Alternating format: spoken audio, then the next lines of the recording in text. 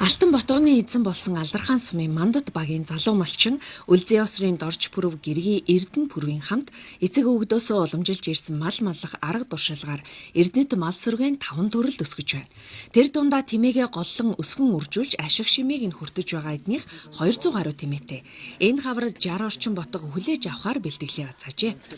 Миний аав болохоор аймгийн сайн малчин, аймгийн тэргүүний тэмээчин 3 удаагийн авраг алтан мөнгөн боолны эзэн ийм хүн байгаа. Тэгээд ингээд эцэг өвгдөөс уламжлагдаж ирсэн тэмээн сүргийн мал идэгээ мал сүргээ ингээд 5 төрөл дээр нүсгээд ингээд өдөө зэрэгтэй энэ үргэлжлүүлээд ингээд алтан ботхны эзэн болсон доо баяртай байна. Манай энэ нутаг оронд ер нь ямар ч мал байх боломжтой ийм сайхан гай авалтай устай улустай тэмээгээ ерөнхийдөө ингэний сүү гаргах тэгээд ийм сүүсүүн бүтээгдэхүүн тэгээд тэмээгээ ерөнхөлөхөө ингэж өсгөх бодолтой явж байгаамаа.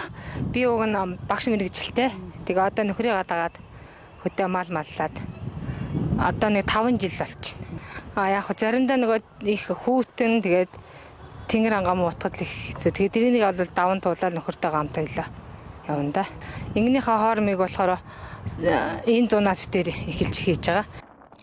Харин цагаан хайрхан сумын онц багаас энэ жил алтан хурганы эзэн тодорлоо. Онц багийн малчин Цэ сүрэнгийн Эрдэнэ очрын гэр бүл сумынхаа 8 дахь алтан төлөлийн эзэн болж байна. Сүхбаатараас Азаргав тавьсан, Доромтой Халхголоос Азаргавтар тавьсан, Төв аймгаас Азаргавтар тавьсан.